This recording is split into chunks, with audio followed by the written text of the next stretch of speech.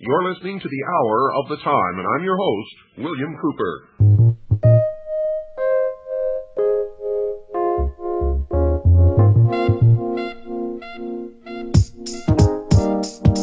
These three guys supply minds with triglycerides to magnify your eyesight. I devise tight flows to sideswipe foes. Slow pokes with high hopes get broken egos. If your rhymes are dime, find the minds of spoken C notes. I seek and dispose of peeps with no souls. My own dome leaks the gold tone for gnomes, cold splurging. Over homegrown beats, I'll stick it tighter than a virgin. Emerging with the fat attracts the cataract surgeon. Purging average whack words and phrases with the battle axe. My thinking burns and blazes like Mad Max. Beyond thunder, my dome is enlightening. Coming strong from underground, writing until it sounds tight. The chops, God, wanna fight, fight me. Not likely, I drop your squad like Spike Lee. You fraudulent, bite me. See this bro even slightly, not quite, but we got a P.O. box so you can write me. Fan letters, I heat it up better than damn sweater. Veteran status, etc. Fat as I wanna be, you know my trooper flow like the Schuylkill. My vision is quintuple, I take you as my pupil. See? Who's the next nominee? Who's the next? Source of optometry. We drop rhymes to be. Open your eyes. Open your eyes. Who's the next nominee? Source of optometry. We drop rhymes to be. Open your eyes. Just thinking out loud, so let it sink in unless you're blinking. The third eye, you heard why words fly with the best stinking raps on the side of the map. Now bitches finally decided to clap as though beats and rhymes collided, collapse and cruise. Perhaps when you lose, defeated, realize, recognize the triad can't be depleted skill-wise. Second tries are useless, sipping juices, no Guinness stouts, lyrics spitting them out, no contest, we win the bout. I send out shouts to my mountain bros, projecting sounds thicker than chick sips and fricknicks. So hope you get the picture. Pick of the litter, I solicit digits from bitches. If it's an age, then I'm a hitter. Styles that get down like midgets. Got the sick kids ill and in the house like quarantine. Only time the feast can see me's when I'm starving in a dream. Scarring retarded artists when I fart it hits. Yes, it's tight, you know you love it. My get tighter than the mice, it's on the gloves fit. Homes are nicer, the rice mice, the intones. I'm fed up, shown up with so-so poems. The dead zone, you're nearing it, and I ain't hearing it like Kobe headphones. On my nuts, you can't hang, so won't you let go? Who's the next nominee? Source of optometry. We drop rhymes to be. Drop word. Open your eyes. Who's the next nominee? Source of optometry. We drop rhymes to be. Drop word. Open your eyes.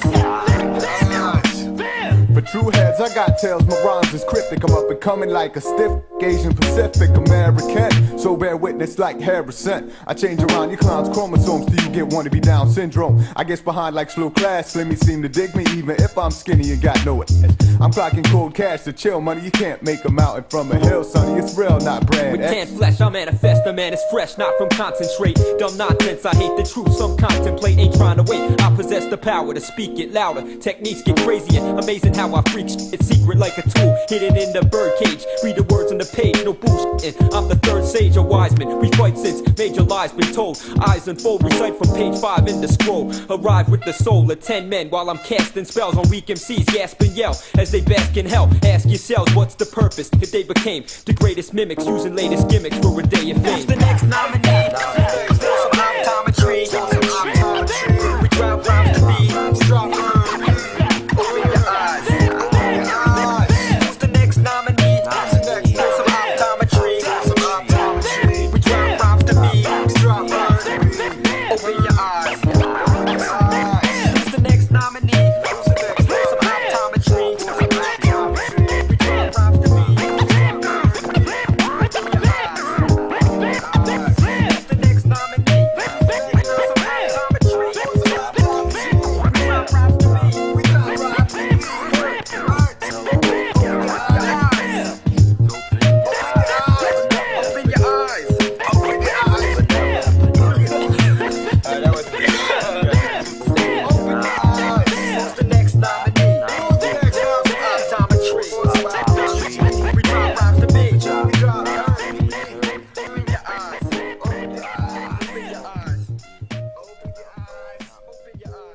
Two men in the year 1092 stood on the ramparts of a medieval castle, the Eagle's Nest, perched high upon the crags of the Persian mountains. The personal representative of the emperor and the veiled figure who claimed to be the incarnation of God on earth, Hasan, son of Sabah, sheikh of the mountains and leader of the assassins, spoke. Quote, "You see that devotee standing guard on yonder turret top? Watch." Unquote. He made a signal. Instantly, the white-robed figure threw up his hands in salutation and cast himself 2,000 feet into the foaming torrent which surrounded the fortress. "I have 70,000 men and women throughout Asia, and each of them ready to do my bidding. Can your master, Malik Shah, say the same? That he asked me to surrender to his sovereignty? This is your answer. Go." Now, such a scene may be worthy of the most exaggerated of horror films, and yet it took place in historical fact. The only quibble made by the chronicler of the time was that Hasan's devotees numbered only about 40,000. How this man Sabah came by his uncanny power, and how his devotees struck terror into the hearts of men from the Caspian to Egypt, is one of the most extraordinary of all tales of the secret societies, the mysteries. Today, the sect of the Hashishin, or druggers, still exists in the form of the Ismailis, or Ishmaelites, whose undisputed chief, endowed by them with divine attributes, is the Aga Khan. Like many another secret cult, the assassin organization was based upon an earlier association. And in order to understand how they worked and what their objectives were, we must begin with these roots. It must be remembered, dear listeners, that the followers of Islam in the 7th century A.D. split into two divisions: the Orthodox, who regard Muhammad as the bringer of divine inspiration, and the Shias, who consider that Ali, his successor, the fourth Imam or leader, was more important. It is with the Shias that we are concerned here. From the beginning of the split in the early days of Islam, the Shias relied for survival upon secrecy, organization, and initiation. Although the minority party in Islam, they believed that they could overcome the majority and eventually the whole world by superior organization and power. To this end, they started a number of societies which practiced secret rites in which the personality of Ali was worshipped, and whose rank and file were trained to struggle above all for the accomplishment of world dominion. One of the most successful secret societies which the Shias founded was centered around the abode of learning in Cairo, which was the training ground for fanatics who were conditioned by the most cunning methods to believe in a special divine mission. In order to do this, the original democratic Islamic ideas had to be overcome by skilled teachers acting under the orders of the Caliph of the Fatimites who ruled Egypt at that time. Members were enrolled on the understanding that they were to receive hidden power and timeless wisdom, which would enable them to become as important in life as some of the teachers. And you find these same precepts in every branch, in every nationality, on every continent where the mysteries prevail. The Caliph saw to it that the instructors were no ordinary men. The supreme judge was one of them. Another was the commander-in-chief of the army. A third, the minister of the court. There was no lack of applicants. In any country where the highest officials of the realm formed a body of teachers, one would find the same thing. Classes were divided into study groups, some composed of men, others of women, collectively termed assemblies of wisdom. All lessons were carefully prepared, written down, and submitted to the Caliph for his seal. At the end of the lecture, all present kissed the seal. For did the Caliph not claim direct descent from Muhammad through his son-in-law Ali, and thence from Ishmael, the seventh Imam? He was the embodiment of divinity, far more than any Tibetan Lama ever was. The university, lavishly endowed and possessing the best manuscripts and scientific instruments available, received a grant of 250,000 gold pieces annually from the Caliph. Its external form was similar to the pattern of the ancient Arab universities, not much different from Oxford, but its real purpose was the complete transformation of the mind of the student. Students had to pass through 9 degrees of initiation, the same number that are claimed in the York Rite of Freemasonry. In the first, the teachers threw their pupils into a state of doubt about all conventional ideas, religious and political. They used false analogy and every other device of argument to make the aspirant believe that what he had been taught by his previous mentors was prejudiced and capable of being challenged. The effect of this, according to the Arab historian Makrizi, was to cause him to lean upon the personality of the teachers as the only possible source of the proper interpretation of facts. At the same time, the teachers hinted continually that formal knowledge was merely the cloak for hidden, inner, and powerful truth, whose secret would be imparted when the youth was ready to receive it. None ever questioned why no secret was ever put forth.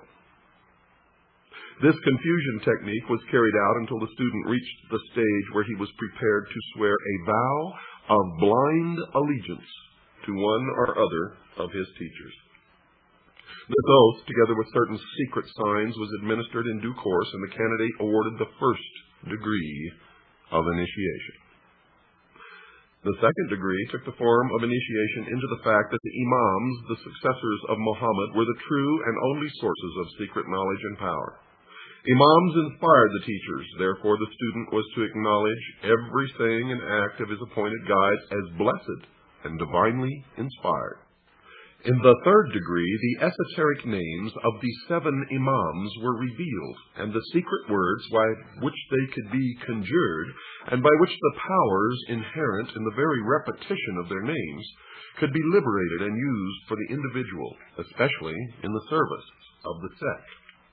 In the fourth degree, the succession of the 7 mystical lawgivers and magical personalities was given to the learner.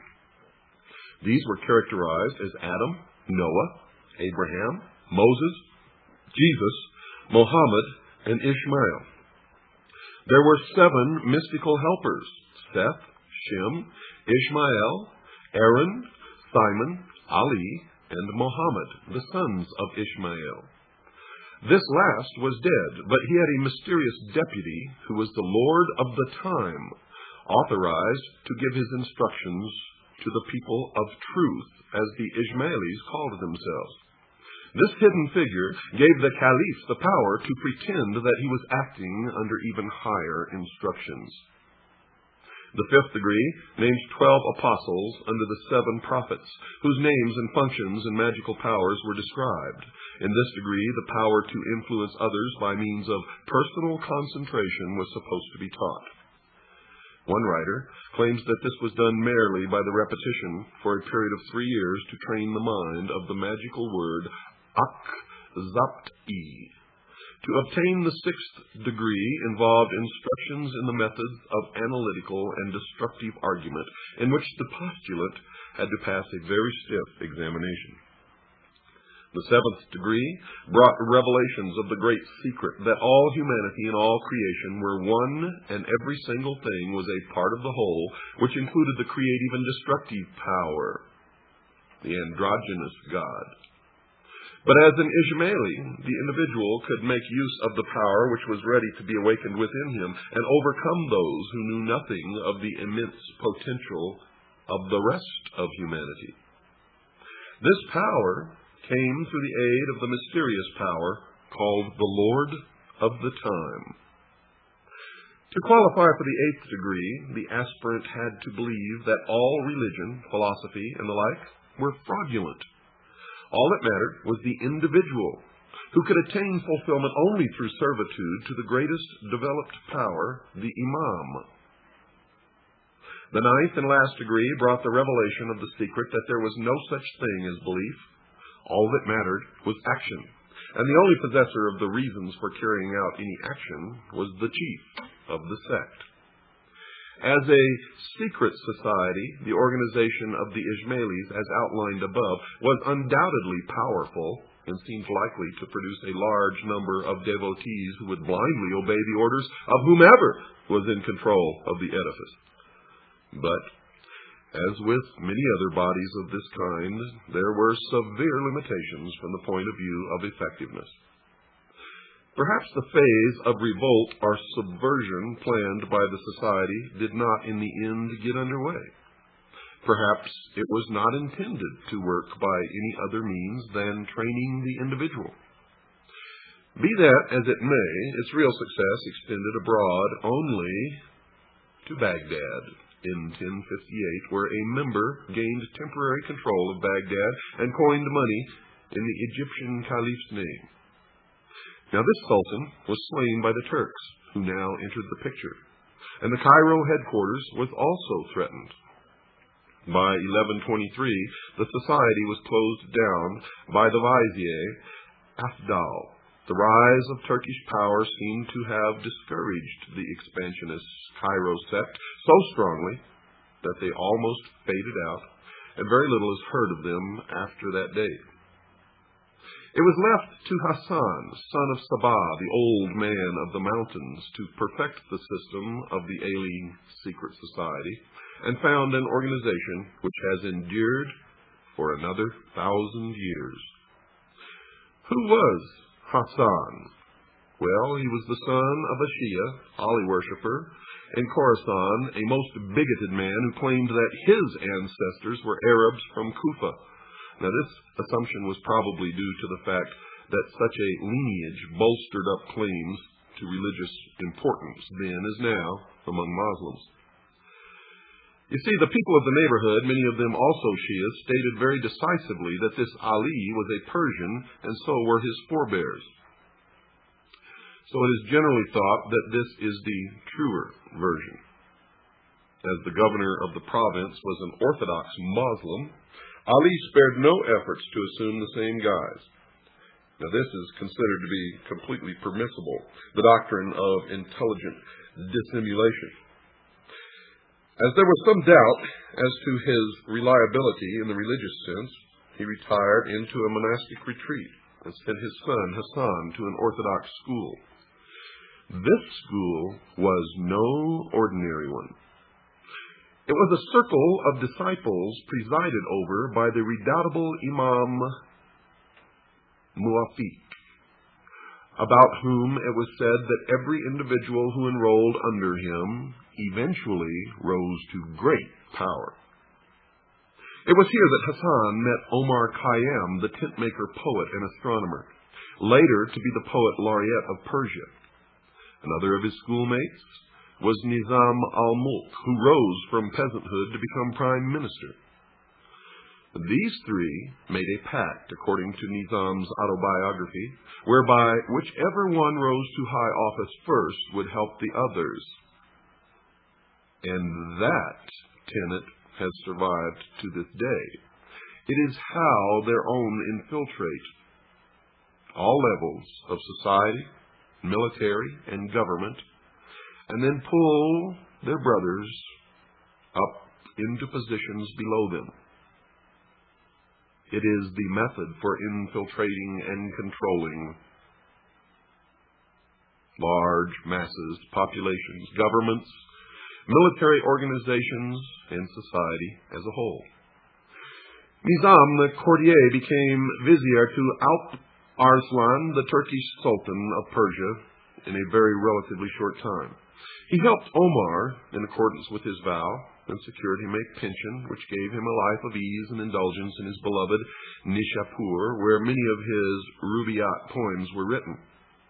Meanwhile, Hassan remained in obscurity, wandering through the Middle East, waiting for his chance to attain the power of which he had dreamed. Arslan, the lion, died and was succeeded by Malik Shah.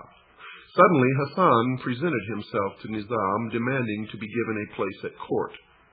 Delighted to fulfill his childhood vow, the vizier obtained for him a favored place and relates what transpired thus in his autobiography.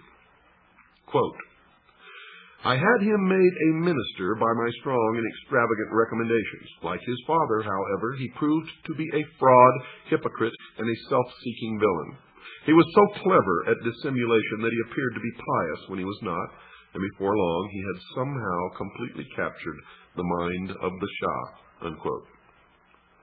Now, Malik Shah was young, and Hasan was trained in the Shia art of winning people over by apparent honesty, which means it has the appearance or the look of honesty, but truly is not. Just as the notice of apparent violations sent by the FCC. But Nizam was still the most important man of the realm, with an impressive record of honest dealing and achievements. Hasan decided to eliminate him. The king had asked in that year, 1078, for a complete accounting of the revenue and expenditure of the empire, and Nizam told him that this would take over a year. Hasan, on the other hand, claimed that the whole work could be done in 40 days and offered to prove it. There's that 40 days again. The task was assigned to him, and the accounts were prepared in the specified time. Something went wrong at this point. The balance of historical opinion holds that Nizam struck back at the last moment, saying, quote, "By Allah, this man will destroy us all unless he is rendered harmless, though I cannot kill my playmate." Unquote. And whatever the truth may be, it seems that Nizam managed to have such disparities introduced into the final calligraphic version of the accounts that when Hasan started to read them, they appeared so absurd that the Shah, in fury, ordered him to be exiled. As he had claimed to have written the accounts in his own hand, Hasan could not justify their incredible deficiency and could not slough the blame off upon his friend. Hasan had friends in Isfahan, where he immediately fled. There survives a record of what he said there, which sheds interesting light upon what was in his mind. One of these friends, Abu al-Fazal, notes that Hasan, after reciting the bitter tale of his downfall, shouted these words in a state of uncontrollable rage. Quote, "If I had just two devotees who would stand by me, then I would cause the downfall of that Turk and that peasant." Unquote. Fazal concluded that Hasan had taken leave of his senses and tried to get him out of this ugly mood. Hasan took umbrage and insisted that he was working on a plan and that he would have his revenge. He set off for Egypt, there to mature his plans. Fazal was himself later to become a devotee of the assassin chief, and Hasan, 2 decades later, reminded him of that day in Isfahan. "Here I am at Alamut, master of all I survey and more. The Sultan and the peasant vizier are dead. Have I not kept my vow? Was I the madman you thought me to be? I found my 2 devotees who were necessary to my plans." Unquote. Hasan himself takes up the story of how his fortunes fared after the flight from Persia. He had been brought up in the secret doctrines of Ismailism, the Arab branch of the mysteries, and recognized the possibilities of power inherent in such a system. He knew that in Cairo there was a powerful nucleus of the society, and if we are to believe the words of Fazal, he already had a plan whereby he could turn their followers into disciplined, devoted fanatics willing to die for a leader. What was this plan? Well, he had decided that it was not enough to promise paradise, fulfillment, eternal joy to people. He would actually show it to them. Show it in the form of an artificial paradise where houris played and fountains gushed, sweet-scented waters where every sensual wish was granted, amid beautiful flowers and gilded pavilions. And this, dear listeners, is what he eventually did. Hasan chose a hidden valley for the site of his paradise, described by Marco Polo, who passed this way in 1271. Quote, In a beautiful valley enclosed between two lofty mountains, he had formed a luxurious garden stored with every delicious fruit and every fragrant shrub that could be procured. Palaces of various sizes and forms were erected in different parts of the grounds, ornamented with works of gold, with paintings, and with furniture of rich silks. By means of small conduits contained in these buildings, streams of wine, milk, honey, and some of pure water were seen to flow in every direction. The inhabitants of these places were elegant and beautiful damsels, accomplished in the arts of singing, playing upon all sorts of musical instruments, dancing, and especially those of dalliance and amorous allurement. Clothed in rich dresses, they were seen continually sporting and amusing themselves in the garden and pavilions, their female guardians being confined within doors and never allowed to appear.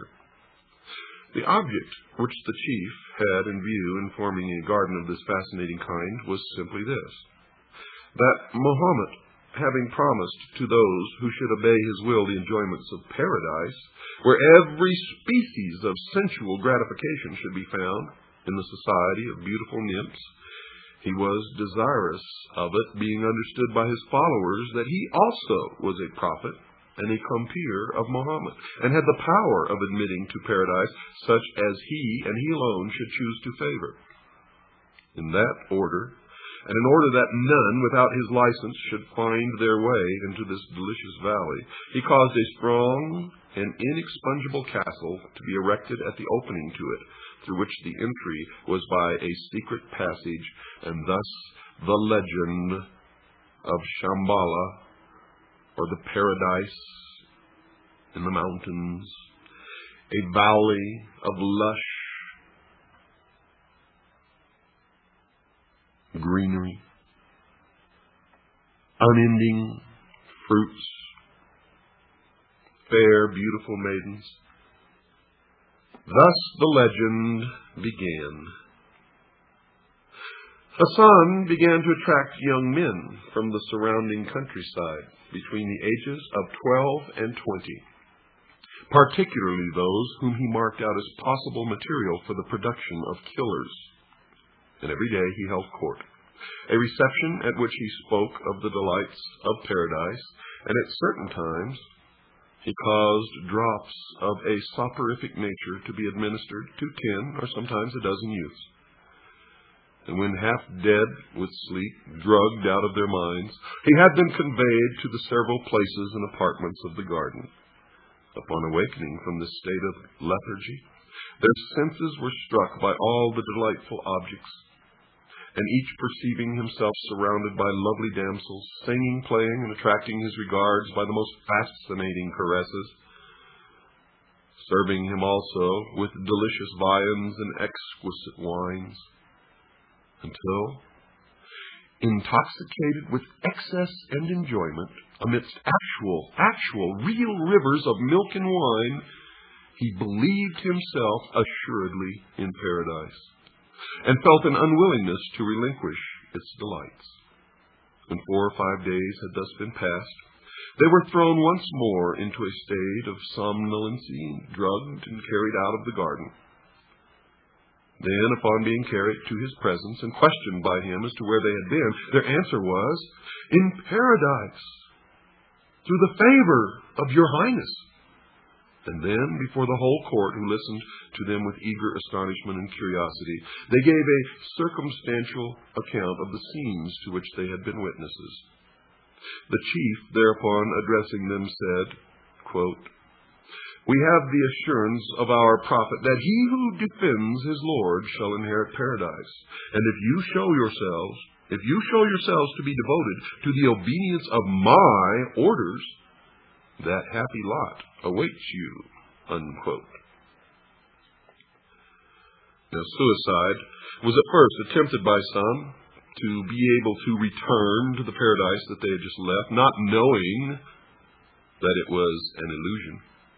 But the survivors were early told that only death in the obedience of Hasan's orders could give the key to paradise.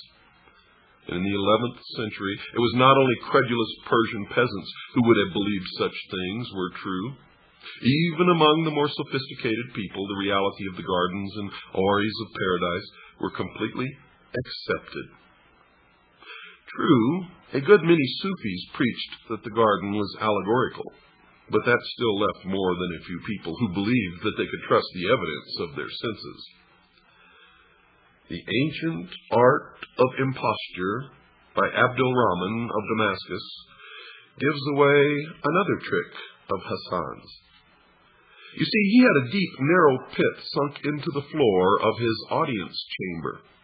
One of his disciples stood in this in such a way that his head and neck alone were visible above the floor, and around the neck was placed a circular dish in two pieces which fitted together, with a hole in the middle. And this gave the impression that there was a severed head on a metal plate standing on the floor. Now, in order to make the scene more plausible, if that is the word, Hasan had some fresh blood poured around the head on the plate. Then the recruits were brought in, the initiates. "Tell them," commanded the chief, "what thou hast seen." Then the disciple, appearing as a head on the plate, described the delights of paradise. Quote, "You have seen the head of a man who died, whom you all knew. I have reanimated him to speak with his own tongue." Unquote. And then he would really sever treacherously the man's head in real earnest, and stuck for some time somewhere that the faithful would see it. And the effect of this conjuring trick, plus murder, increased the enthusiasm for martyrdom to the required degree, and gave him unbelievable control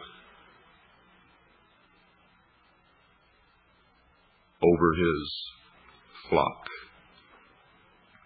There are many documented instances of the recklessness of the Fidayeen, devotees of the Ismailis, one witness being a Westerner who was treated a century later to a similar spectacle to that which had appalled the envoy of Malik Shah. But we've got to take a break first, folks. Don't go away. I'll be right back after this very short pause.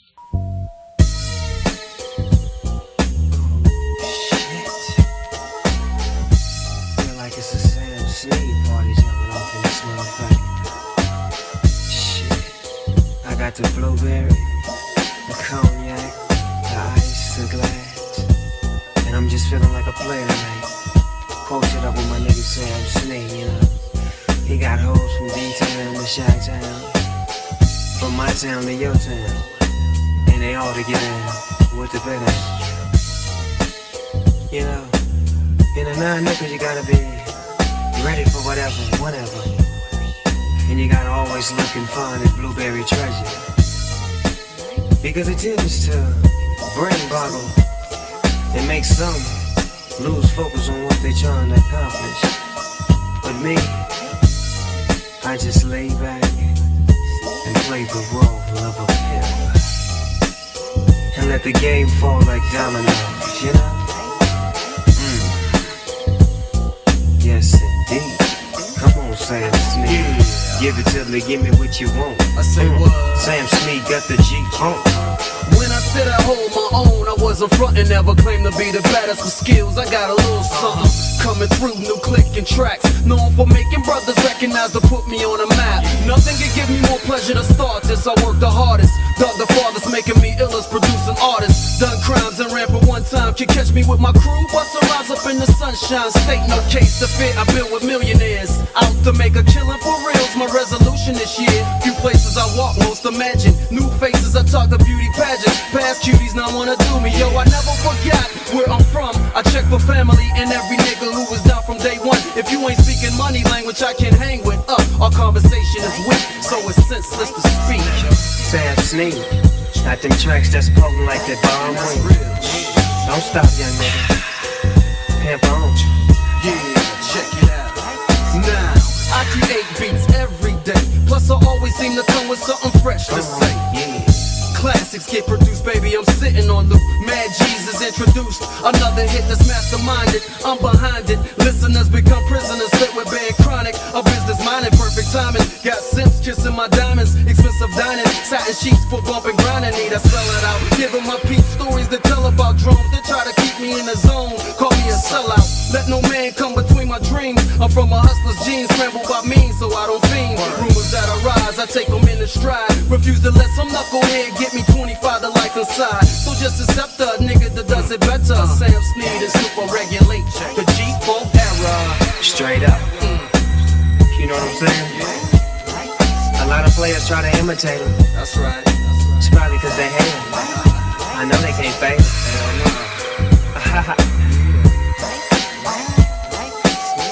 Sam Snead's in the house, come on. Sam Snead got the shit that make you jump out your seat. You better be. Sam Snead got the shit that make you jump out your seat. Sam Snead got the shit that make your neck break. Sam Snead got the shit that make your heart ache. Sam Snead got the shit that make your head ache. From the East Coast to the West Coast, which coast is the best coast? It don't matter. Ha ha.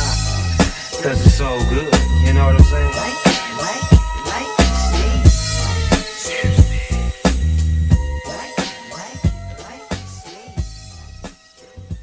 Henry, Count of Champagne, reports that he was traveling in 1194 through Ismaili territory. Quote, the chief sent some persons to salute him and beg that on his return he would stop at and partake of the hospitality of the castle. The count accepted the invitation. As he returned, the Dai el-Kibir, our great missionary, advanced to meet him, showed him every mark of honor, and let him view his castle and fortresses. Having passed through several, they came at length to one of the towers, which rose to an exceeding height. On each tower stood two sentinels clad in white. These, said the chief, pointing to them, obey me far better than the subjects of your Christians obey their lords. And at a given signal, two of them flung themselves down and were dashed to pieces.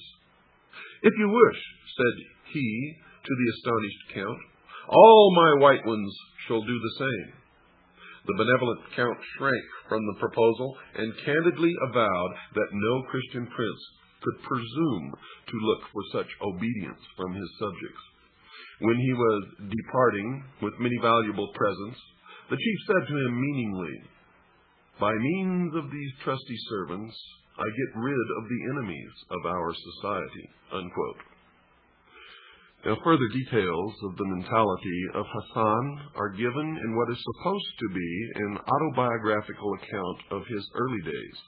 And it probably is, in fact, such because the method of his conversion does seem to follow the pattern which has been observed in fanatics of whatever religious or political persuasion. He was, he says, reared in the belief of the divine right of the imams by his father. He early met an Ismaili missionary, Emir Dareb, with whom he argued strenuously against the emir's particular form of the creed. Then, some time later, he went through a bout of severe illness in which he feared to die and began to think that the Ismaili doctrine might really be the road to redemption and paradise. If he died unconverted, he might be damned. Thus it was that as soon as he recovered, he sought out another Ismaili propagandist, Abu Najam, and then others. Eventually, he went to Egypt to study the creed at its headquarters. He was received with honor by the Caliph due to his former position at the court of Malik Shah. In order to increase their own importance, the high officials of the court made a good deal of public play of the significance of the new convert. But this fact seemed in the end to help Hasan more than it did them. He entered into political intrigue and was arrested, then confined in a fortress. No sooner had he entered the prison than a minaret collapsed, and in some unexplained way this was interpreted as an omen that Hasan was in reality a divinely protected person. The Caliph, hurriedly making Hasan a number of valuable gifts, had him put aboard a ship sailing for northwest Africa. This gave him the funds which he was to use for setting up his paradise, and also, through some quirk of fate, the disciples whom he sought. A tremendous storm blew up, terrifying the captain, crew, and passengers alike. Prayers were held, and Hasan was asked to join. He refused. Quote, "The storm is my doing. How can I pray that it abate?" unquote, he asked. And then says this, quote, "I have indicated the displeasure of the Almighty. If we sink, I shall not die, for I am immortal. If you want to be saved, believe in me, and I shall subdue the winds," unquote. Well, at first, the offer was not accepted. Presently, however, when the ship seemed on the point of capsizing, the desperate passengers came to him and swore eternal allegiance. Hasan was still very calm, and continued so until the storm abated. The ship was then driven on to the seacoast of Syria, where Hasan disembarked together with 2 of the merchant passengers, who became his first real disciples. Hasan was not yet ready for the fulfillment of his destiny as he saw it for the time being. He was traveling under the guise of a missionary of the Caliph in Cairo. From Aleppo he went to Baghdad, seeking a headquarters where he should be safe from interference and where he yet could become powerful enough to expand. Into Persia the road led him, traveling through the country, making converts to his ideas, which were still apparently strongly based upon the secret doctrines of the Egyptian Ismailis. Everywhere he created a really devoted disciple, Arfidei. He bade him stay and tried to enlarge the circle of his followers. These circles became hatching grounds for the production of self-sacrificers, the initiates who were drawn from the ranks of the most promising ordinary converts. Thus it was that miniature training centers, modeled upon the abode of learning, were in being within a very few months of his return to his homeland. During his travels, a trusted lieutenant, one Hussein Kahini, reported that the Iraqi district where the fortress of Al-Umat was situated seemed to be an ideal place for proselytism. Most of the ordinary people of that place, in fact, had been persuaded into the Ismaili way of thinking. The only obstacle was the government. Ali Mahdi, who looked upon the Caliph of Baghdad as his spiritual and temporal lord. The first converts were expelled from the country, but before many months, however, there were so many Ismailis among the populace that the governor was compelled to allow them to return. Hasan, though he would not brook, would not allow him. The prospective owner of Alamut decided to try a trick. He offered the governor 3,000 pieces of gold for the amount of land which could be encompassed by the hide of an ox. When Mahdi agreed to such a sale, Hasan produced a skin, cut it into the thinnest possible thongs, and joined them together to form a string which encompassed the castle of Alamut. Although the governor refused to honor any such bargain, Hasan produced an order from a very highly placed official of the Seljuk rulers, ordering that the fortress be handed over to Hasan for 3,000 gold pieces. Well, it turned out that this official was himself a secret follower of the Sheikh of the mountain. The year was AD 1090. Hasan was now ready for the next part of his plan. He attacked and routed the troops of the emir who had been placed in the governorship of the province, and wielded the people of the surrounding districts into a firm band of diligent and trustworthy workers and soldiers, answerable to him and him alone. Within 2 years, the vizier Nazim al-Mulk had been stabbed to the heart by an assassin sent by Hasan, and the Emperor Malik Shah, who dared to send troops against him, died in grave suspicion of poison. Hasan's revenge upon his class fellow was to make him the very first target of his reign of terror. You see, with the king's death, the whole realm was split up into warring factions. For long, the assassins alone retained their cohesion. In under a decade, they had made themselves masters of all Persian Iraq and of many forts throughout the empire. This they did by forays, direct attack, the poisoned dagger, and in any other manner which seemed expedient. Indeed, the ends always justified the means. The Orthodox religious leaders pronounced one interdict after another against their doctrines, all to no effect. By now, the entire loyalty of the Ismailis under him had been transferred from the Caliph to the personality of the Sheikh of the Mountain, who became the terror of every prince in that part of Asia, the Crusader chiefs included.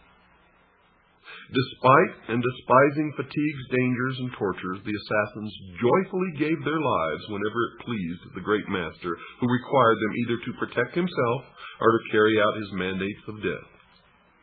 The victim, having been pointed out, the faithful, clothed in a white tunic with a red sash, the colors of innocence and blood, went on their mission without being deterred by distance or danger. Having found the person they sought, they awaited the favorable moment for slaying him, and their daggers very seldom ever missed their aim. Richard the Lionheart was at one time accused of having asked the Lord of the Mountain to have Conrad of Montferrat killed, a plot which was carried out thus, quote, "Two assassins allowed themselves to be baptized, and placing themselves beside him, seemed intent only on praying. But the favorable opportunity presented itself. They stabbed him, and one took refuge in the church. But hearing that the prince had been carried off still alive, he again forced himself into Montferrat's presence, and stabbed him a second time, and then expired without a complaint, amidst refined tortures." Unquote. You see, the method of controlling men's minds that Hasan had perfected was extremely effective and powerful, and not even one incident of one of his followers failing to carry out his orders exactly can be found. The order of the assassins had perfected their method of securing the loyalty of human beings to an extent and on a scale which has seldom been paralleled. The assassins carried on the battle on two fronts. You see, they fought whichever side in the crusade served their purposes. They fought with the Knights Templar, and they fought against the Knights Templars. At the same time, they continued the struggle against the Persians. The son and successor of Nizam al-Mulk was laid low by an assassin dagger. The Sultan who had succeeded his father, Malik Shah, and gained power over most of his territories, was marching against them. One morning, however, he woke with an assassin weapon stuck neatly into the ground near his head. Within it was a note warning him to call off the proposed siege of Alamut. Well, he came to terms with the assassins after that, powerful ruler though he undoubtedly was. You see, the assassins eventually had what amounted to a free hand in exchange for a pact by which they promised to reduce their military power. It was during their pacts, their treaties, their battles with the Knights Templars, that many, some say most, some few even say all, of the Knights Templars were initiated into the mysteries. Hasan lived for 34 years after his acquisition of Alamut. On only 2 occasions since then had he even left his room. Yet he ruled an invisible empire as great and as fearsome as any man before or since, they say. But his empire may still exist today, changed and melded with other sects of the mysteries. Hasan seemed to realize that death was almost upon him and calmly began to make plans for the perpetual continuance, folks, of the order of the assassins. And we now begin the latter days of the assassins, which we will not finish in this hour, but will finish in the next. The ruler of one of the most terrifying organizations the world has ever known was without a lineal successor. In fact, he had had both of his sons killed, one for carrying out an unauthorized murder, and the other for drinking wine. Certainly a case of do as I say, not as I do. He called his two most trusted lieutenants from the strongholds which they maintained on his behalf, Kia Buzurg Umid, Kia of Great Promise, and Abu Ali of Qazwin. Kia was to inherit the spiritual and mystical aspect, while Abu Ali attended to the military and administrative affairs of the order. It is said that Hassan bin Sabah died almost immediately afterwards in 1124 at 90 years of age, having given the world a new word, assassin. Assassin in Arabic signifies guardians, and some commentators have considered this to be the true origin of the word guardians of the secrets, which the Knights Templar took to Europe. The organization of the order under Hassan called for missionaries, friends who were disciples, and Fidavis devotees. The last group had been added by Hassan to the Ismaili original, and these were the trained killers. Fidavis wore white with a girdle cap or boots of red. In addition to careful coaching in where and when to place the dagger in the victim's bosom, they were trained in such things as languages, the dress and manners of monks, merchants, and soldiers, any of whom they were ready to impersonate in carrying out their mission. The chief was known as Sayyidna, which means our prince or leader, and popularly, because of the mountain stronghold of Alamut, as the Sheikh of the mountain. Now, Alamut, or the stronghold on the mountain, was also known as the Eagle's Nest. And this is what Hitler named his mountain retreat. And there's also an Eagle's Nest near Santa Barbara, California, which very few people know anything about yet. Now, the Sheikh of the Mountain is the figure referred to in Crusaders' writings as Sidney, or Senex de Monte, the first word being a literal translation of the word pir, Persian for ancient or sage.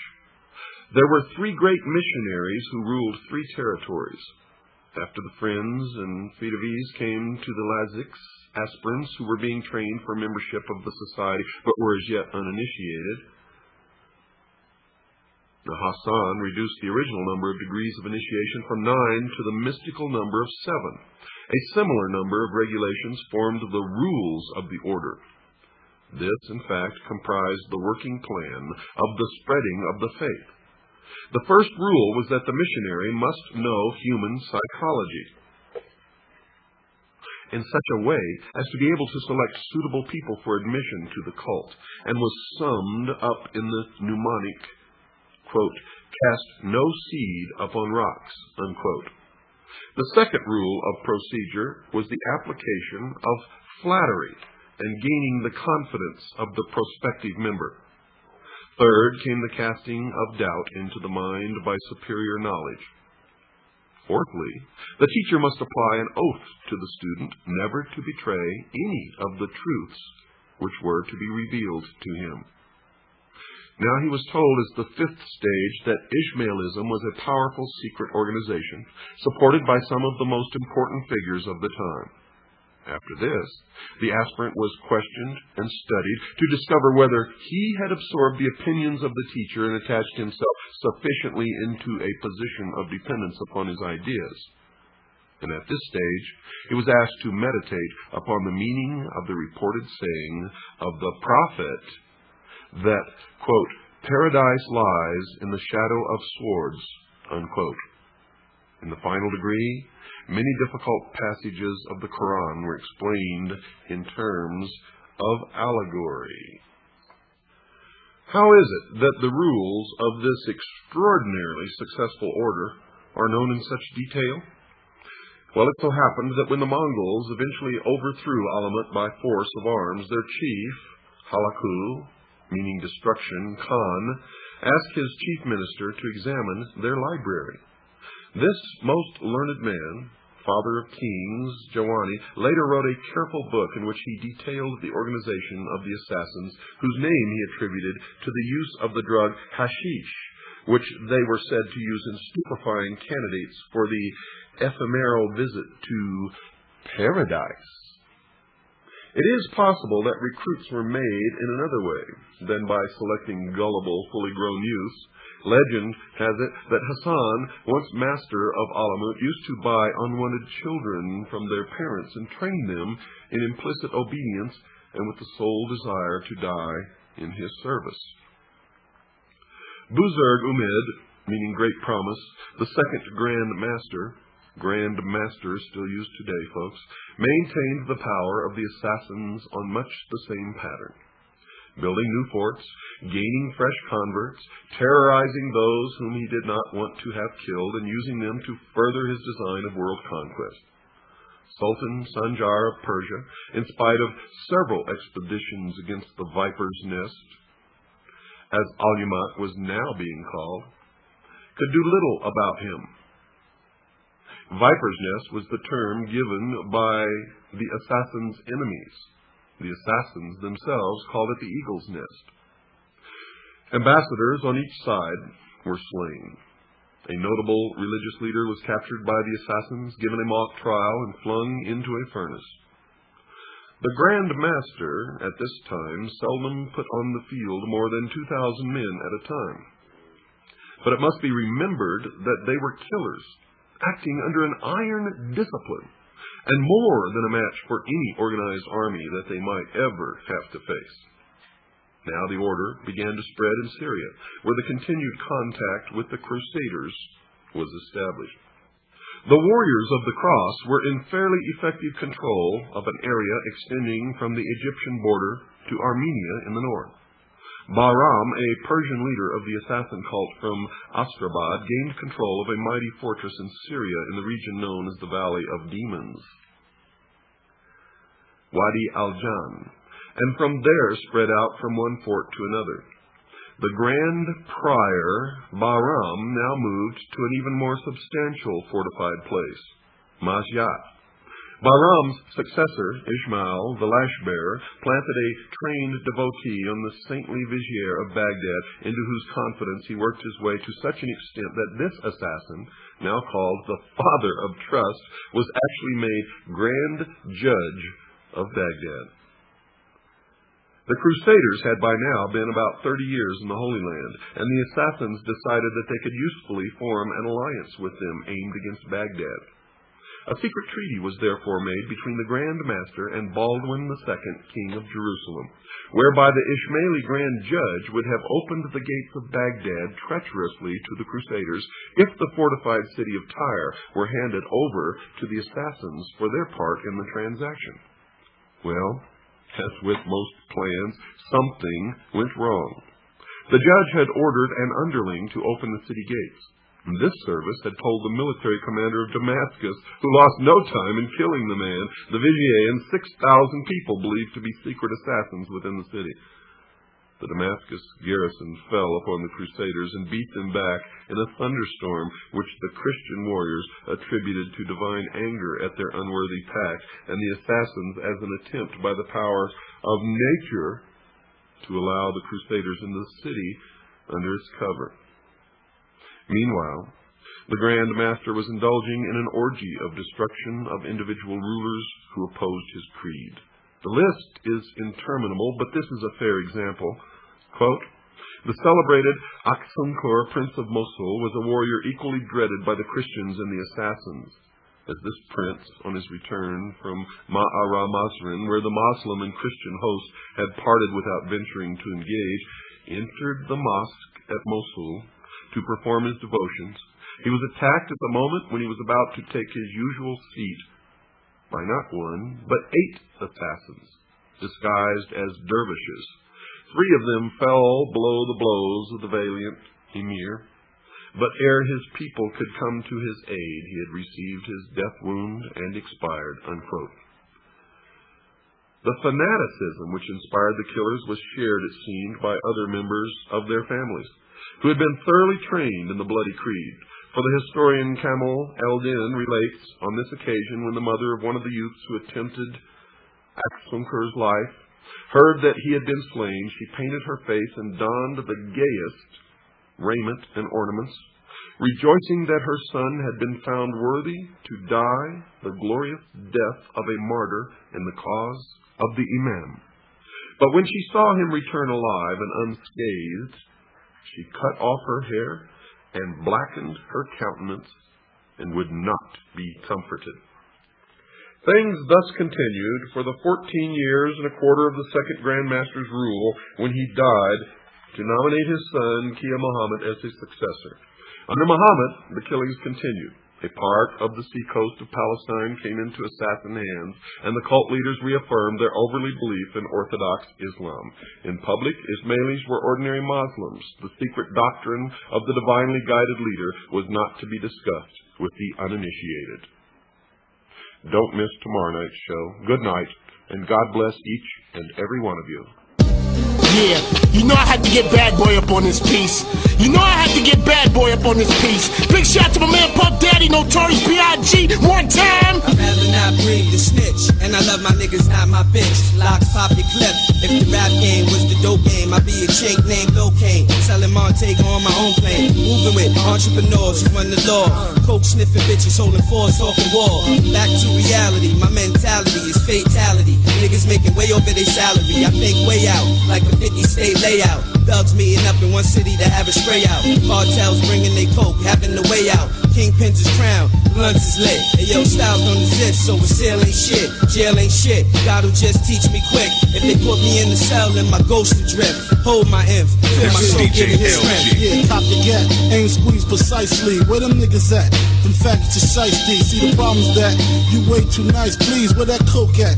Fuck where it might be. Don't be like me, hard-headed and stubborn when my gun burn. Much hotter than sunburn, you got one turn. I suggest you show me the stash to the cash and the blow. Yo, wherever I go, my crew is true to swarm. Got stripes in New York like Yankee uniforms. When I was born, I know I make the world darker. The age of 15, tote cats, quick to spark you like Bob Barker. If the price is right, lay your ass down for spite. Anybody, alright? Went from eating no frill cereals with food stamps to Armani materials. Copping Rembrandt. I got gas to spray for me, honeys that pay for me, money that lay for me, mommy pray for me, cats that spray for me, honeys that pay for me, money that lay for me, mommy pray for me. Talking to me, doing shit for you. Try God, cause after one in your cabbage, you as good as retard. Mr. Big Style, too cool, I did this to you. Whirlpool, Maxin, lounge to the end. Elevator, next stop, Tony and the friends. While y'all still fucking with them twins from class. I'm out Vegas, trying to strip Stacey Dash. Fuck police talk, black, I don't do shit in New York. Too many super cops, nigga, you can have these blocks. And these hoes with them cheap ass parasucos. Get some new clothes, then I'll let you front in my Porsche. And give J head, till your squeaky voice turns hoarse. 4 minutes and 25 seconds to your end. You know it be the kiss, granting your last wish. Everybody wanna know who the locks is. Cause we ain't spitting nothing out but that hot shit. Burning trees, sipping mo, eating lobsters. Up in the Oriental joint using chopsticks. Soon we gon' rock gators. Hit bitches from Barbados. And all y'all players gon' hate us. Cause everything we do stay getting overlooked. Now y'all be shook cause you're dealing with real crooks. I can't lie, for a while y'all cats was on us. But now, if you can't beat us, join us. We're trying to blow live with the salt and the Brunei. In it for the cheddar, Gucci slip-ons and sweaters. Black M5 with the headers. Andrew Mark be the leathers. Mob hats with the feathers. Whatever.